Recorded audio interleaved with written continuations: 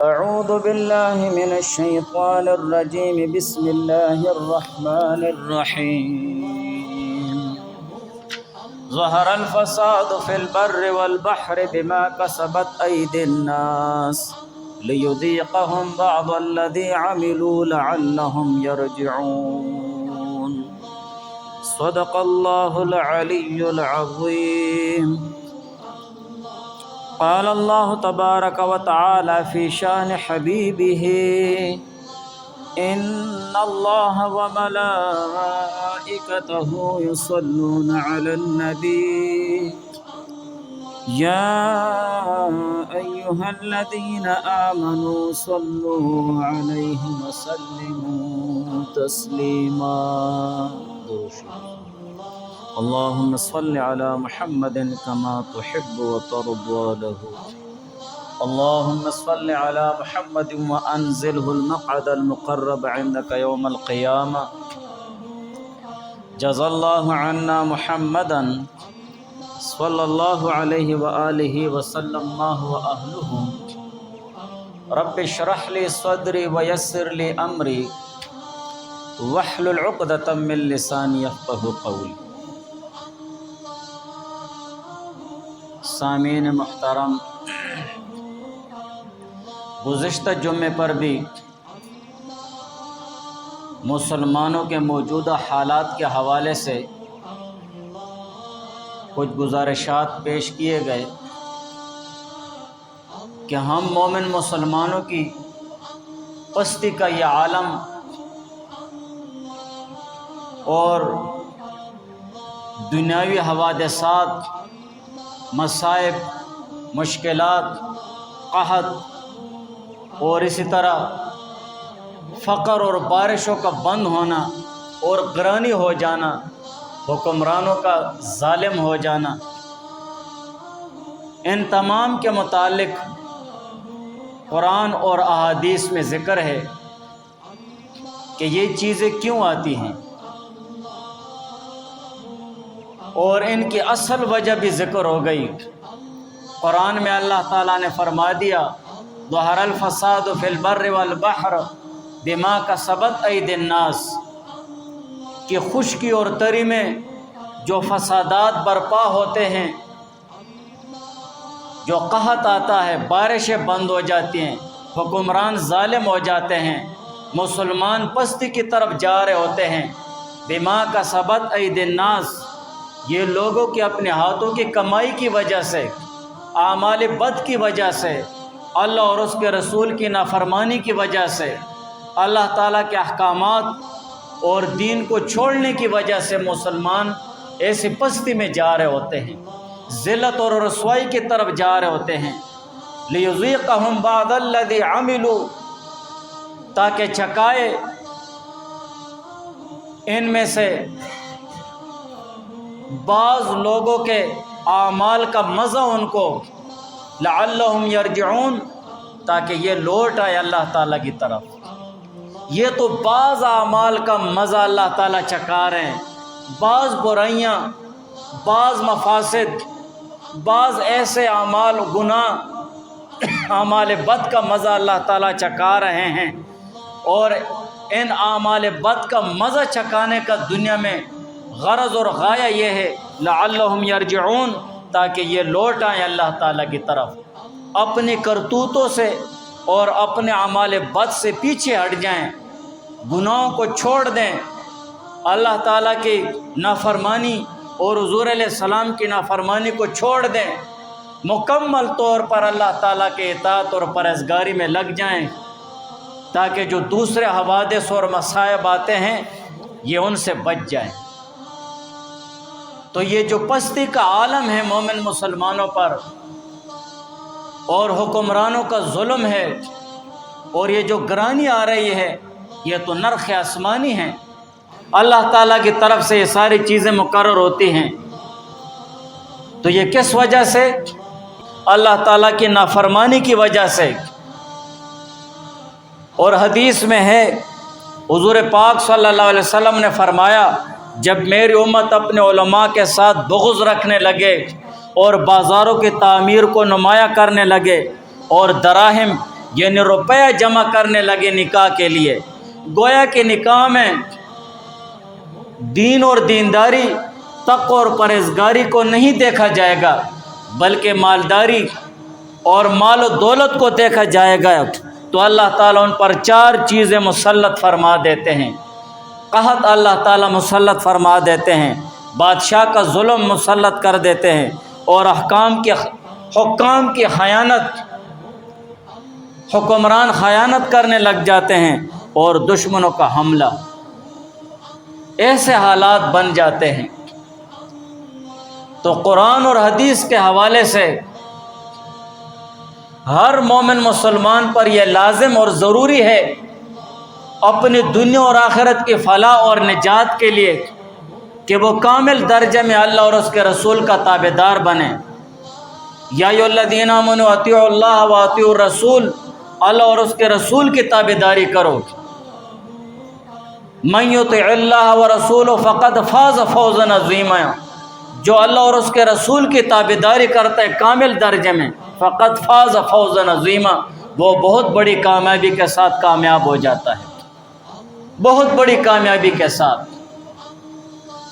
تو اصل اور ضروری چیز وہ اللہ اور اس کے رسول کی تابعداری ہے، جو ہم مومن مسلمانوں نے چھوڑ دی ہے، انفرادی طور پر نہیں بلکہ یکسر اجتماعی طور پر ہم نے اللہ اور اس کے رسول کی تابعداری چھوڑ دی ہے۔ ورنہ مسلمان معاشرے کا یہ تصور نہیں ہے جو ہمارا معاشرہ ہے، جو مومن مسلمان کا گھرانہ ہونا چاہیے، ہمارے گھرانے ایسے نہیں ہیں۔ جیسے مومن مسلمانوں کا معاشرہ ہونا چاہیے، ہمارا معاشرہ ایسا نہیں ہے، یہ خلق ملت سا معاشرہ ہے، اور انتہائی پستی کے عالم میں پھنسا ہوا معاشرہ ہے، اللہ اور اس کے رسول کی نافرمانیوں کی وجہ سے۔ اور جس چیز کو مومن مسلمانوں کی پستی، مومن مسلمانوں کی ذلت اور رسوائی کی اصل وجہ جو قرآن اور حدیث بتاتا ہے، جو اللہ تعالیٰ بتاتا ہے اور حضور پاک صلی اللہ علیہ وسلم بتاتے ہیں، ہم نے وہ چیز دیکھی ہی نہیں ہے۔ اللہ تعالیٰ کی طرف سے اور حضور علیہ السلام کی طرف سے مسلمانوں کی پستی اور مسلمانوں کی ذلت اور رسوائی کی اصل وجہ وہ اللہ اور اس کے رسول کی نافرمانی ہے، وہ گناہوں میں پڑ جانا ہے، شیطان کی تابعداری میں پڑ جانا ہے، حضور علیہ السلام کے سنت طریقے چھوڑ دینا ہے۔ ہم یہ دیکھتے ہی نہیں ہیں، بلکہ شیطان نے ہمارے دل و دماغ پر ایک پردہ ڈال دیا ہے اور ایک ایسے دھوکے میں ڈال دیا ہے کہ ہمیں وہ چیز نظر ہی نہیں آ رہی ہے جو مرض قرآن اور حدیث بتا رہا ہے، ہماری جو پستی کا جو بیماری ہمیں قرآن اور حدیث دکھا رہا ہے وہ ہمیں نظر نہیں آتی ہے، بلکہ ہم اپنی بیماریوں کی وجہ دوسروں پر تھوپنے لگ جاتے ہیں، دوسروں کو گناہگار ٹھہراتے ہیں۔ میں اگر بیمار ہو جاؤں اور حکیم اور طبیب اور ڈاکٹر مجھے میری بیماری کا سبب اور وجہ بتاتا ہے تو میں وہ دیکھتا ہی نہیں ہوں، سنتا ہی نہیں ہوں، اور لاپرواہی کا مظاہرہ کرتے ہوئے وہی چیز استعمال کرتا ہوں جو میری بیماری کا وجہ بنا ہوا ہے، تو میری بیماری تو اور بھی بڑھے گی، اور الٹا میں یہ کہتا ہوں کہ میری بیماری اس وجہ سے ہو گئی، اس وجہ سے ہو گئی، اس وجہ سے ہو گئی ہے۔ تو یہ ہماری غلط فہمیاں ہیں، یہ شیطان کا دھوکہ ہے جو آج ہمارے حکمرانوں کا عالم بنا ہوا ہے۔ ہمارے حکمران آپس میں سیاست کی بنیاد پر خدا و رسول کو بھلا کر پھنسے ہوئے دنیا داری کے لیے، تو یہ ہمارے اعمال کا نتیجہ ہے، یہ ہمارے اعمال ہے جو ہمارے سر پر منڈلا رہے ہیں، ہمارے سروں پر بدمعاشی کر رہے ہیں، یہ ہمارے اعمال ہیں جو آسمانوں پر جاتے ہیں اور ہمارے اعمال کے مطابق فیصلے آتے ہیں۔ اگر حکمران ظالم ہیں، خیانت دار ہیں اور اسی طرح بد کردار ہیں، جیسے بھی ہیں وہ، تو یہ ہمارے اعمال کی وجہ سے ہے۔ ہم نہ خود اپنے لیے مانگتے ہیں اور نہ دوسرے مسلمانوں کے لیے مانگتے ہیں، اور نہ دوسروں کو مانگنے کی ترغیب دیتے ہیں کہ بھائی اللہ کی طرف متوجہ ہو جاؤ، اللہ کی طرف متوجہ ہو جاؤ، اپنی پریشانی اللہ کے سامنے پیش کر دو، اپنے غم، اپنے دکھ، اپنے درد اللہ کے سامنے رکھ دو۔ اگر تمام مومن مسلمانوں کی پریشانیاں اللہ کے سامنے نہیں پیش کر سکتے، کم سے کم اپنی پریشانیاں تو اللہ کے سامنے رکھ دو۔ یا اللہ میرا یہ عالم بنا ہوا ہے، میرا یہ حال بنا ہوا ہے تیری نافرمانی کی وجہ سے، حضور علیہ السلام کے سنت طریقے چھوڑنے کی وجہ سے۔ اتنا تو کہہ دے کہ یا اللہ میرے حال پر رحم فرما دے۔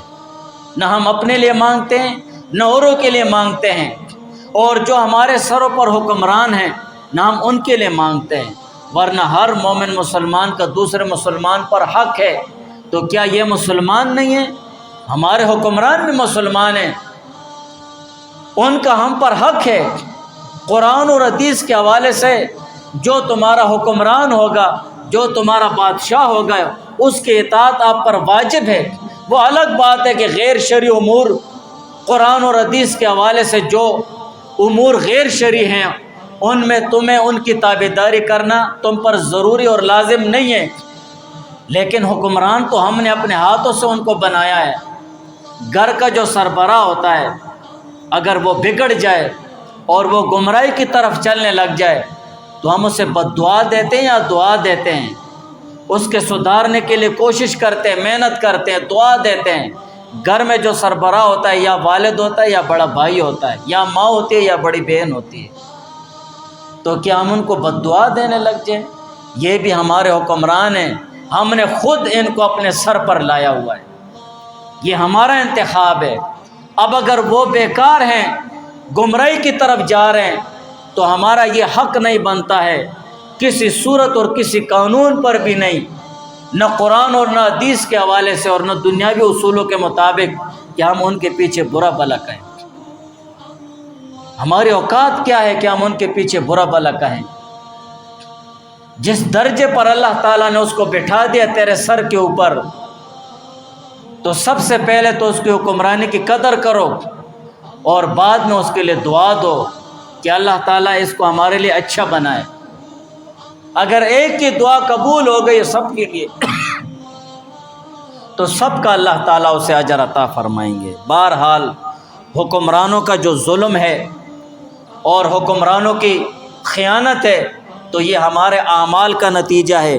حکمرانوں کے ظلم اور ستم کی وجہ سے ان کو برا بھلا کہنے کے بجائے اپنے اعمال پر نظر کرنی چاہیے۔ حضور پاک صلی اللہ علیہ وسلم نے فرمایا ان اللہ تعالی یقول انا اللہ لا الہ الا، کہ بے شک میں اللہ تعالی فرماتے ہیں انا اللہ، بے شک میں اللہ ہوں، لا الہ الا انا، کوئی معبود برحق نہیں عبادت کے لائق مگر میں ہی ہوں۔ انا مالک الملوک، میں بادشاہوں کا بادشاہ ہوں، وہ ملک الملوک، اور بڑے بڑے بادشاہوں کا مالک ہوں۔ قلوب الملوک فی یدی، اور تمام بادشاہوں کے وہ دل میرے ہاتھ میں ہیں۔ وَإِنَّ الْعِبَادَ إِذَا أَطَاعُونِي، اگر یہ تمام لوگ، یہ تمام بندگان میری عبادت کرتے ہیں اور میری اطاعت کرتے ہیں، حَوَّلْتُ قُلُوبُ مُلُوكِهِمْ عَلَيْهِمْ، تو ان کے بادشاہ اور حکمرانوں کے دل میں ان لوگوں پر اور ان رعایا پر پھیر دیتا ہوں، بالرحمت والرأفت، رحمت اور نرمی کے ساتھ، اور رحمت اور نرمی کے ساتھ۔ صحابہ کا دور دیکھو، صحابہ اللہ تعالیٰ کی تابعداری میں مست ہے، حضور علیہ السلام کے سنت طریقوں کو پورا کرنے کے لیے اپنی جان بھی دے دیتے ہیں۔ تو جو ان کے حکمران ہوتے تو وہ کیسے تھے؟ ان کے دلوں میں اپنی رعایا کے لیے کیسے درد ہوتا تھا؟ کیسے عمر فاروق رضی اللہ تعالیٰ عنہ اپنے کندھوں پر اناج کا بوجھ ڈالتے ہیں اور اس گھر میں جاتے ہیں جس میں فاقے سے فقر اور فاقے اور بھوک کی وجہ سے بچے رو رہے ہوتے ہیں، وہ بھی حکمران تھے۔ تو وہ صحابہ کے اعمال تھے۔ بہرحال وَإِنَّ الْعِبَادَ إِذَا عَصَوْنِي حَوَّلْتُ قُلُوبَ مُلُوكِهِمْ، اگر یہ تمام لوگ اور بندگان میری نافرمانی کرتے ہیں، حَوَّلْتُ قُلُوبَهُمْ بِالسَّخْطَةِ وَالنِّقْمَةِ، تو ان کے بادشاہوں کے دل اور حکمرانوں کے دل سختی کے ساتھ اور ظلمت کے ساتھ میں ان پر پھیر دیتا ہوں، جو انتقام لینے پر آ جاتے ہیں۔ حالانکہ حکمران کا مزاج ایسا نہیں ہے، حکمران کا نہیں بلکہ ہر سرپرست کا مزاج ایسا نہیں ہونا چاہیے قرآن اور حدیث کے حوالے سے کہ وہ اپنے ماتحت سے اس کی کسی گناہ اور غلطی کی وجہ سے، کسی خطا کی وجہ سے اس سے انتقام لینے پر آ جائے۔ یہ سرپرست کی ذمہ داری، سرپرست کا کام نہیں ہے۔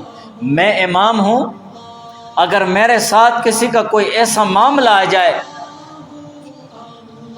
تو میرے ساتھ یہ چیز شبہ نہیں دیتی ہے کہ میں اس سے انتقام لینے پہ لگ جاؤں، اس سے بدلہ لینے پہ لگ جاؤں، بلکہ میری ذمہ داری ہے، میری سرپرستی کا حق یہ ہے کہ میں اس کی اصلاح کروں، میں اس کے لیے دعا دوں۔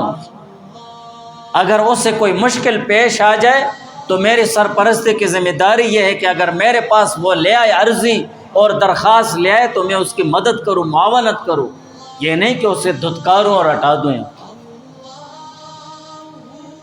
تو سرپرست اور حکمران جو ہیں ان کے مزاج میں سختی نہیں، نرمی ہونی چاہیے، انتقام نہیں ہونا چاہیے۔ لیکن اللہ تعالیٰ فرماتے ہیں جب لوگ میری نافرمانی کرنے لگ جاتے ہیں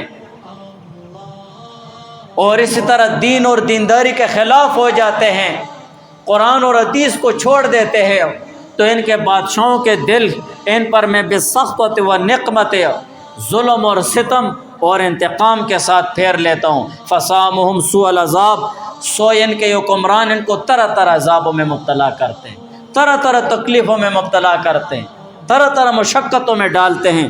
فلا تشغلوا انفسکم بالدعاء علی الملوک، سو اللہ تعالیٰ فرماتے ہیں تم لوگ اپنے حکمرانوں اور بادشاہوں کو برا بھلا مت کہو، اپنا وقت برباد مت کرو ان کو بد دعائیں دینے میں، خود کو ان کو بد دعائیں دینے میں مشغول مت کرو، بلکہ وَلَٰكِنِ اشْغَلُوا أَنفُسَكُم بِالذِّكْرِ وَالتَّضَرُّعِ، بلکہ خود کو ذکر کے ساتھ مشغول کر لو، اللہ تعالیٰ کی یاد، توبہ اور استغفار کے ساتھ مشغول کر لو، وَالتَّضَرُّعِ، اور گڑ گڑاؤ، اللہ تعالیٰ کے سامنے گڑ گڑاؤ، کئی اکفیکم ملوککم، تاکہ میں تمہیں ان بادشاہوں کے ظلم کے سے بچاؤں۔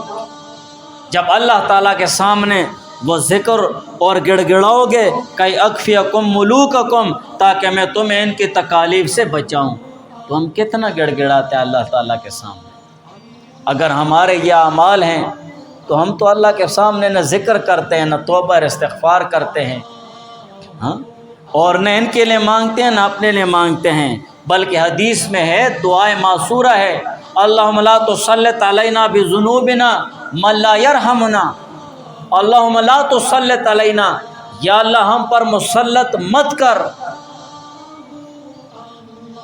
بذنوبنا، ہمارے گناہوں کی وجہ سے، ہماری نافرمانیوں کی وجہ سے، من لا یرحمنا، ایسا شخص جو ہم پر رحم نہ کرے۔ ہم نے تو ایسا کبھی بھی نہیں کہا ہے، یا اللہ ہمارے اعمال ہیں، ہمارے اعمال بد کی وجہ سے ہم پر ظالم حکمران مسلط مت کر۔ اگر ایک مومن مسلمان ایسی دعا مانگتا ہے تو وہ اپنے لیے نہیں مانگ رہا ہے، بلکہ تمام مومن مسلمانوں کے لیے مانگ رہا ہے۔ اور دعا کے آداب اور دعا کی فضیلتوں میں سے ذکر ہوا ہے کہ جو تمام مومن مسلمانوں کے لیے دعا مانگتا ہے تو ہر مومن مسلمان کے بدلے اسے ایک نیکی ملتی ہے۔ حکمران کے لیے دعا مانگو گے تو حکمران کس کا ہے؟ سب پہ حکمرانی کر رہا ہے، سب کے ساتھ اس کا تعلق جڑا ہوا ہے، گویا کہ تمام مسلمانوں کے لیے دعا مانگ رہا ہے یہ مومن مسلمان۔ اللہم لا تسلط علینا بذنوبنا من لا یرحمنا، یا اللہ ہمارے گناہوں کی وجہ سے ایسا شخص ہم پر حکمران نہ بنا، مسلط نہ کر جو ہم پر رحم نہ کرے۔ اور اسی طرح اللہ تعالیٰ فرماتے ہیں وَكَذَلِكَ نُوَلِّي بَعْضَ الظَّالِمِينَ بَعْضًا بِمَا كَانُوا يَكْسِبُونَ، اور اسی طرح ہم مسلط کرتے ہیں بعض ظالموں پر بعض کو، بعض ظالموں پر بعض کو، بِمَا كَانُوا يَكْسِبُونَ، ان کے اعمال بد کی وجہ سے۔ ہم ظالم بن گئے تو ظالم ہی آئیں گے۔ بعض ظالموں سے انتقام لینے کے لیے ان کو مزہ چکانے کے اللہ تعالیٰ دوسرے ظالموں کو مسلط کر دیتے ہیں، پھر وہ ظالم آپس میں بس پھنسے ہوتے ہیں۔ ہم اللہ اور اس کے رسول کے باغی ہو گئے تو ظالم ہو گئے نا۔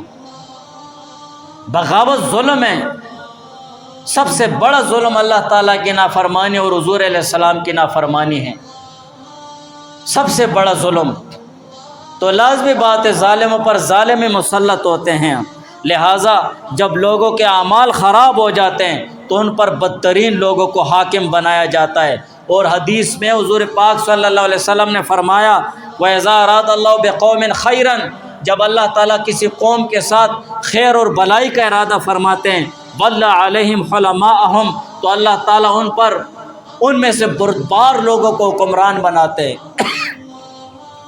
بردبار اور بہت حلیم المزاج لوگوں کو مسلط اور حکمران بناتے ہیں۔ وَقَضَىٰ بَيْنَهُمْ عُلَمَاؤُهُمْ، اور ان کے فیصلے ان کے علماء کرتے ہیں۔ وَجَعَلَ الْمَالَ فِي سُمَحَائِهِمْ، اور اللہ تعالیٰ مال ان کے سخی لوگوں میں ان کے ہاتھوں میں دے دیتے ہیں، سخی لوگوں کے ہاتھوں میں۔ وَإِذَا أَرَادَ بِقَوْمٍ شَرًّا، اور جس قوم کے ساتھ اللہ تعالیٰ برائی کا ارادہ فرما لیتے ہیں تو وَلَّى عَلَيْهِمْ سُفَهَاؤُهُمْ، تو اللہ تعالیٰ ان میں سے ان کے بے وقوف لوگ مسلط کر دیتا ہے، نکمے لوگوں کو ان پر مسلط اور حکمران بنا دیتا ہے۔ وَقَضَىٰ بَيْنَهُمْ جُهَّالُهُمْ، اور ان کے جاہل، انتہائی درجے کے جاہل لوگ ان کے فیصلے کرتے ہیں۔ ہمارے معاشرے کو دیکھو، وَجَعَلَ الْمَالَ فِي بُخَلَائِهِمْ، اور اللہ تعالیٰ مال کو بخیلوں کے ہاتھ میں دے دیتے ہیں۔ جو سختی کا عالم ہوتا ہے، قحط کا عالم ہوتا ہے، بخیل کہتے ہیں میرے گھر میں نہیں ہے یار، مجھے دے دو، پرانے پھٹے کپڑے پہنے ہوں گے اور بے نظیر انکم سپورٹ کی قطار میں کھڑا ہوگا، لکھ پتی ہوگا، کروڑ پتی ہوگا، میں غریب ہوں جی، مجھے 12,000 روپے چاہیے، احساس ایمرجنسی پروگرام میں کھڑا ہوگا۔ یہ کیا ہے؟ یہ ہمارے اعمال کا نتیجہ ہے، بخیلوں کے ہاتھ میں مال چلا جاتا ہے۔ اور دوسری حدیث میں ہے جب کسی جماعت پر اللہ تعالیٰ کا غصہ ہوتا ہے اور آخری عذاب مثلاً دھنس جانا ہے، صورتوں کا بگڑ جانا ہے، جب یہ آخری عذاب اللہ تعالیٰ نہیں بیچتے ہیں تو نرخ میں گرانی کر دیتے ہیں، جتنی بھی چیزیں ہوتے ہیں نرخوں میں گرانی ہو دیتی ہے، اور بارش کو روک لیتے ہیں اور بدترین لوگوں کو حاکم بنا دیتے ہیں، اپنے اعمال ہی حاکم ہوتے ہیں، اپنے اعمال۔ ایک بزرگ کے سامنے کسی شخص نے حجاج ابن یوسف ظالم جو تھا اس کو بد دعا دینے لگ گیا ہے، تو اس بزرگ نے فرمایا چپ کرو، ایسا نہ کرو، جو کچھ ہو رہا ہے تمہارے اعمال کا نتیجہ ہے۔ مجھے ڈر ہے اس بات کا کہ اگر حجاج ابن یوسف مر گیا یا معزول ہو گیا، حکمرانی سے ہٹا دیا گیا، تو ایسے نو کو تم پر بندر اور سور حاکم نہ بنا دیے جائیں، بندر اور سور حاکم نہ بنا دیے جائیں۔ اور حضور علیہ السلام کا ارشاد ہے کما تکونون کذالک یؤمر علیکم، جیسے تم لوگ ہوگے اسی طرح تم پر حکمران مسلط کیے جائیں گے۔ اور حدیث میں آ گیا ہے لا تسبوا الائمۃ، بس حکمرانوں کو گالی مت دو، حکمرانوں کو برا بلا مت کہو، لا تسبوا الائمۃ۔ میں نے پہلے بتا دیا ہے کہ جو مرض قرآن اور حدیث ہمیں بتاتا ہے ہماری پستی کا اور ہماری ذلت اور رسوائی کا، ہمارے حکمرانوں کی ظلم اور اسی طرح خیانت کا جو مرض قرآن اور حدیث بتاتا ہے، ہم اس کی طرف دھیان ہی نہیں دیتے۔ شیطان نے ہمارے دل و دماغ پر پردہ ڈال دیا ہے، بس ادھر ہی لگے رہو، وقت برباد کرو، وقت برباد، گناہ لازم، پیسہ بھی برباد، وقت بھی برباد، گناہ بھی لازم، پیسے فری میں۔ اور اس سے پہلے بھی میں نے وہ تہمت کے متعلق بھی بیان کیا ہے، جھوٹ بولنے کے متعلق بھی بیان کیا ہے۔ ہم ویسے بس ایک دوسرے پر تہمت تہمائی کرتے ہیں، جھوٹ بولتے ہیں، برائی کرتے ہیں، ویسے کسی نے بس سوشل میڈیا پر ویڈیو دے دیے اپنی طرف سے۔ ٹیکنالوجی کا دور ہے، انتہائی جدید دور ہے، کیا سے کچھ نہیں بنتا ہے، موبائل پر سب کچھ بنتا ہے، اس میں ایڈیٹنگ کر کے آگے پیچھے کر کے ایک ویڈیو بنا دیے، وہ وائرل ہو گئی ہے، اس کو پیسے آ رہے ہیں اور ہم لوگ اس پر لڑ رہے ہیں بے وقوفوں کی طرح۔ یہ ہماری بے وقوفی ہے، یہ شیطان کا ایسا جانسا ہے اور شیطان کا ایسا جال ہے جس جال سے ہمیں نکلنے میں بہت محنت اور کوشش کرنی ہوگی، بہت کوشش کرنی ہوگی، بہت سے بھی زیادہ بہت ہو۔ تو حدیث میں لا تسبوا الائمہ، بس حکمرانوں کو برا بھلا مت کہو، ادعوا اللہ لہم بالصلاح، ان کے لیے صلاح اور ان کے لیے دعا کرو بھلائی کے ساتھ تاکہ یہ نیک ہو جائیں۔ فإن صلاحہم لکم صلاح، اگر وہ اچھے ہو گئے، وہ بھلے ہو گئے تو ہماری تو بھلائی ہو گئی ہے نا، ہماری بھلائی ان کی بھلائی کے ساتھ جڑی ہوئی ہے، جب تک ان کی بھلائی نہیں ہوگی تو ہماری بھلائی نہیں ہو سکتی ہے۔ بہرحال ہمیں سوچنا چاہیے اللہ تعالیٰ کے راضی اور ناراض ہونے کی نشانیاں کیا ہے۔ حضرت عمر فاروق رضی اللہ تعالیٰ عنہ فرماتے ہیں مجھ سے یہ بیان کیا گیا ہے کہ حضرت عیسیٰ علیہ السلام یا حضرت موسیٰ علیہ السلام نے اللہ تعالیٰ سے دریافت فرمایا کہ لوگوں سے آپ کے راضی ہونے کی نشانی کیا ہے، تو اللہ تعالیٰ نے ارشاد فرمایا کھیتی بونے کے وقت ان پر بارش نازل کرتا ہوں اور کاٹنے کے وقت روک لیتا ہوں اور ان کے انتظامی امور بردبار لوگوں کے سپرد کرتا ہوں اور ان کے اموال عامہ، عام مال کے اختیارات وہ کریم لوگوں کے سپرد کرتا ہوں۔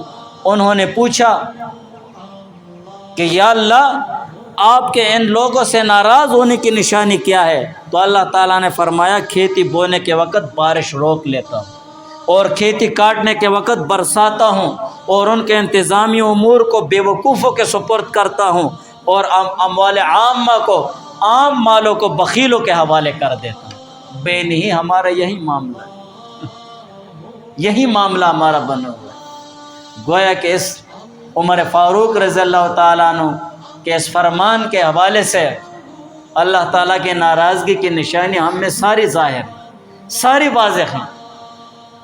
جب ہمیں بارش کی ضرورت ہوتی ہے تو بارش نہیں ہوتی ہے، اور جب ضرورت نہیں ہوتی ہے تو بارش ہی ہوتی ہے۔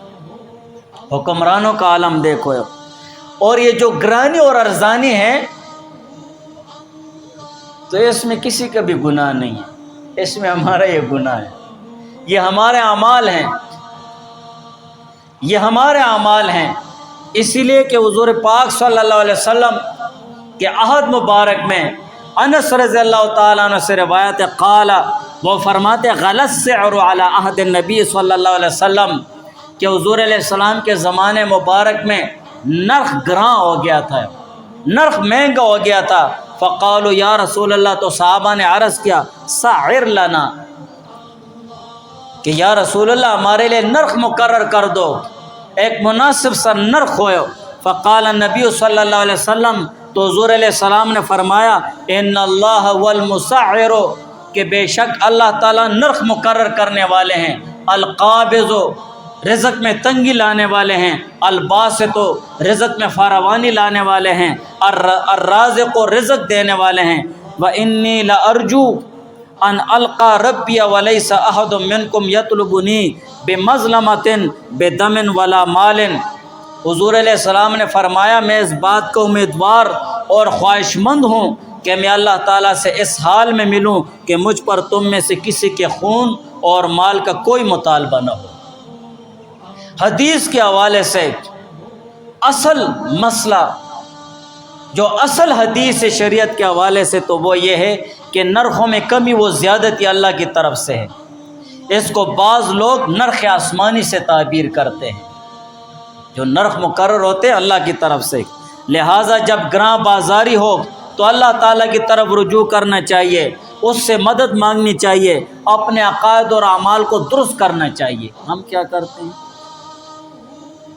ہم وہ کرتے ہیں جو ہمیں اچھا لگتا ہے، یہ ہو گیا، وہ ہو گیا، فلاں ہو گیا، ڈنگلا ہو گیا، نرخ گراں ہو گیا، انا للہ و انا الیہ راجعون۔ تکلیف ہے نا، پریشانی ہے نا، یا اللہ بس تو ہی روز رضا بادشاہ ہے، تو ہمارے حال پر رحم کر، بس اس سے زیادہ کیا کرنا۔ کچھ کر بھی نہیں سکتے اور کچھ کرنے کے لیے ہم پھدکتے ہیں، لیکن یہ سارا بے جا ہے۔ تو اپنے اعمال پر نظر ڈالنی چاہیے، اگر ہم اجتماعی طور پر نہیں تو انفرادی اپنے اپنے اعمال پر تو نظر ڈالیں نا، یا اللہ یہ میرے اعمال ہیں، یہ میرا ظلم ہے، میرے گناہ ہیں جو تمام انسانیت کے لیے تکلیف کا سبب بن گئے ہیں۔ گزشتہ جمعے پر میں نے ذکر کیا تھا کہ ایک مومن مسلمان گناہ کرتا ہے تو وہ اپنے اوپر ظلم نہیں کر رہا ہے بلکہ پوری انسانیت پر ظلم کر رہا ہے، اس لیے کہ اس کی گناہ کا اثر تمام انسانیت کو پہنچے گا۔ گناہ کا زہر اتنا ظالم ہے، اور اس سے بھی بڑھ کر گناہگار کو اثر نہیں بلکہ نیک لوگوں کو بھی اس کا اثر پہنچتا ہے، نیک لوگوں کو تو پہلے پہنچتا ہے۔ تو اسی وجہ سے، اور حدیث کے آخری جملے کا مطلب یہ ہے ان اللہ هو المسعر القابض الباسط الرازق، اس کا مطلب یہ ہے کہ سرکار و حکومت کی طرف سے نرخ مقرر کرنا ممنوع ہے۔ اصل حدیث کے حوالے سے یہ ہے، کیونکہ اس طرح لوگوں کے معاملات میں بے جا دخل اندازی کرنا ہے جو ظلم کی ایک صورت ہے۔ بھائی یہ میرا موبائل ہے، اس میں کسی کی دخل اندازی نہیں چلتی ہے، چاہے میں 10 کا بیچوں یا 10,000 کا بیچوں۔ اب اگر ایک آدمی اٹھائے اپنی بدماشی کے زور پر، حکمرانی کے زور پر کہے کہ بھائی تمہارے موبائل کا یہ نرخ ہے، تو ظلم ہے، تو زیادتی ہے نا دوسروں کے اموال میں۔ اور یا اسی طرح نرخ مقرر کرنے کا ایک برا نتیجہ یہ نکلتا ہے کہ نرخ مقرر کرنے پر کاروباری لوگ کاروبار بند کر دیتے ہیں، جو قحط تک نوبت چلی جاتی ہے۔ بہرحال نرخ مقرر کرنے کی اور بھی بہت زیادہ مفاسد ذکر ہوئے، لوگوں تکلیف میں مبتلا ہو جاتے ہیں، پریشانیوں میں مبتلا ہو جاتے ہیں۔ اصل ضروری چیز یہ ہے کہ تاجروں کو اس بات پر مجبور کرنا ہے اور اس بات کا قائل کرنا ہے کہ مخلوق خدا کے ساتھ ہمدردی اور انصاف اور خیرخواہی کا معاملہ ہو۔ یہ حدیث کے حوالے سے ہے، اور شریعت کے حوالے سے مجبوری کے درجے میں بعض اوقات تاجر لوگ ضروری چیزوں کی قیمتوں میں اور داموں میں بے تحاشا اضافہ کر کے عوام کو پریشان کرنے لگ جاتے ہیں اور لوگوں کی مجبوری سے ناجائز فائدہ اٹھاتے ہیں۔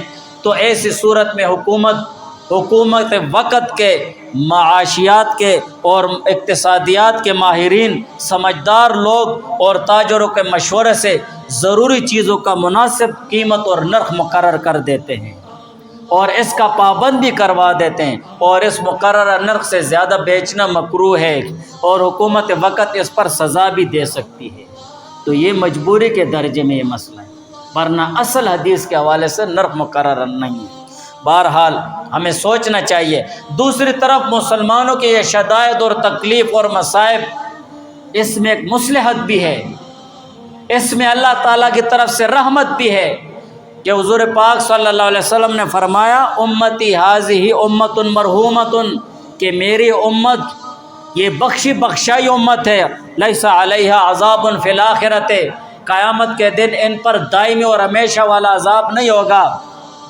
عذاب فی الدنیا الفتن والزلازل والقتل، کہ دنیا میں ان کا عذاب وہ فتنے ہوں گے۔ کتنے فتنے ہیں آج کل، کتنی آزمائشیں ہیں، کتنی پریشانیاں ہیں، کتنی مصیبتیں ہیں، کوئی کس درجے میں فتنے میں پھنسا ہوا ہے، کوئی کس درجے میں، کوئی کس درجے میں۔ والزلازل و زلزلے آتے ہیں، والقتل اور قتل و غارت ہے، کتنا بہت زیادہ قتل و غارت لگا ہوا ہے، اور بلائیں اور مصیبتیں مومن مسلمانوں کے ساتھ وابستہ ہیں۔ حدیث میں ہے جب اللہ تعالیٰ کسی کے ساتھ خیر کا ارادہ فرماتے ہیں تو دنیا میں اس کی سزا کو نمٹا دیتے ہیں، اور جب کسی کے ساتھ برائی کا ارادہ فرماتے ہیں تو اس سے دنیا میں برائی کو روک لیتے ہیں تاکہ قیامت میں اس کو پورا پھر بدلہ دیا جائے۔ تو یہ جو آزمائشیں آ رہی ہیں، تکلیفیں آ رہی ہیں، یہ ہمارے اعمال بد کا نتیجہ ہے۔ ہمارے اعمال بد کی طرف نظر کر کے ان مصیبتوں اور پریشانیوں کو دیکھو تو یہ اللہ کی طرف سے عذاب ہے۔ اللہ تعالیٰ کی رحمت کو دیکھو اور آخرت کو دیکھو، آخرت کے حوالے سے یہ پھر اللہ تعالیٰ کی طرف سے خیر بھی ہے جب ہم اس پر صبر کریں اور اللہ تعالیٰ سے مدد مانگتے رہیں۔ تو نہ ہم صبر کرتے اور نہ مدد مانگتے ہیں۔ بے صبری کا مظاہرہ اور بے صبری کا عالم بھی آپ لوگ دیکھ رہے ہیں کہ ہم میں کتنی بے صبری ہے، کتنی برائیوں پر ہم اتر آتے ہیں۔ اسی وجہ سے حدیث پاک میں ہے، حضور علیہ السلام نے فرمایا بلائیں مومن کے ساتھ وابستہ رہتی ہیں، اس کے نفس میں، مال میں اور اولاد میں، حتیٰ کہ وہ ایسی حالت میں مر جاتا ہے کہ اس پر کوئی گناہ نہیں ہوتا ہے۔ تو یہ مصیبتیں اور بلائیں آتی رہیں گی، لیکن ہمیں یہ بات اپنے ذہن میں بالکل مضبوط کر کے رکھنا ہے کہ مسلمانوں کی ترقی کا معیار اور تمام بلاؤں سے بچنے کا واحد علاج ہے، بس واحد علاج ہے۔ ان سب احادیث سے اور قرآنی آیات سے معلوم ہوا کہ اس امت پر اس کے گناہوں کا بہت سا بدلہ دنیا میں ہے اور یہ رحمت ہے، اور اسی طرح ایسا نہ ہوتا ہے، اور ان گناہوں کا بدلہ، اگر کچھ گناہوں کا بدلہ دنیا میں نہیں دیا جاتا تو پھر گناہوں کی کثرت کی وجہ سے مصائب اور مصیبتیں اور بھی بڑھ جاتی، قیامت میں پھر عذاب بہت سخت ہوتا ہے۔ لیکن اس وقت جو مصائب اور حوادث ہے، جو پریشانیاں ہیں، حکمرانوں کا جو عالم بنا ہوا ہے، گرانی کا جو عالم بنا ہوا ہے، اور ہر ایک آدمی انفرادی اور اجتماعی طور پر ذلت اور رسوائی میں پھنسا ہوا ہے، تو اس کا واحد علاج ہے، اور وہ علاج یہ ہے کہ گناہوں سے نہایت بچنے کا اہتمام کیا جائے، اللہ اور اس کے رسول کی نافرمانی سے بچنے کا اہتمام کیا جائے۔ جو گناہ اتفاقاً صادر ہو جائیں تو جلدی توبہ اور استغفار کرنا چاہیے، اللہ تعالیٰ کے سامنے توبہ کرنا چاہیے، بس خلاصہ یہی ہے۔ اب ہم خود سوچیں کہ ہم کتنے اللہ تعالیٰ کی نافرمانی کرتے ہیں، حضور علیہ السلام کے سنت طریقوں کو کتنا ترک کرتے ہیں، چھوڑتے ہیں، دین اور دینداری سے دور ہوتے چلے جا رہے ہیں، اور اس کے اوپر پھر ہمارا یہ عالم بنا ہوا ہے جو آپ لوگوں نے احادیث میں سن لیا ہے کہ ہم حکمرانوں کے پیچھے لگے ہوئے ہیں، آپس میں بحث و مباحثوں میں پھنسے ہوئے ہیں، جس میں جھوٹ بھی آتا ہے، تہمت بھی آتی ہے، غیبت بھی آتی ہے، برائی بھی آتی ہے، کتنے گناہوں کا مجموعہ بن جاتا ہے، کتنا وبال ہم سر پر لے لیتے ہیں، اس کی قیمت ہم قیامت کے دن کیسے چکائیں گے؟ ہاں، یہ کوئی یہ نہ کہے کہ وہ گناہگار ہے فلائیں، غیبت گناہگار ہو، نیک ہو، بد ہو، جو بھی ہو، غیبت تو غیبت ہے، تہمت ہے۔ قرآن میں تو یہ نہیں آیا کہ تہمت مسلمان پر لگاؤ کہ تو تہمت ہے، مومن پر لگاؤ تو تہمت ہے، گناہگار پر لگاؤ تو تہمت نہیں ہے۔ تہمت تو تہمت ہے، گالی ہے، جھوٹ ہے، کتنے گناہوں کا مجموعہ ہوتا ہے ہماری مجلس۔ خدارا ان چیزوں کو چھوڑو، ہم اپنے حال پر رحم کھائیں، اپنے اعمال پر نظر ڈالیں، اپنے حالات پر نظر ڈالیں کہ یا اللہ یہ میرے گناہوں کا نتیجہ ہے، یہ میرے گناہوں کا صلہ ہے، اور میری وجہ سے تیری مخلوق اذیت اور تکلیف میں ہے، اور اللہ تعالیٰ سے توبہ کرو کہ یا اللہ ہمیں معاف فرما دے، یا اللہ ہمارے لیے آسانی فرما۔ تمام مسلمانوں کو، ہم تمام مومن مسلمانوں کو اللہ تعالیٰ سے معافی مانگنی چاہیے، بجائے اس کے کہ ہم اپنی مجلسیں اس طرح گرم کریں جیسے گرم ہیں۔ اس طرح نہیں ہونا چاہیے۔ ہم اپنی مجلسوں میں ان چیزوں سے پرہیز کریں، اجتناب کریں، بلکہ ہر ایک دوسرے کو ترغیب دے، بس یار اللہ سے مانگ، اللہ سے مانگ، کس کا گریبان پکڑو۔ اور یہ ہو نہیں سکتا کہ مسلمان رہ کر گناہ کی کثرت کے ساتھ ترقی کرتا رہے، یہ کبھی بھی نہیں ہو سکتا۔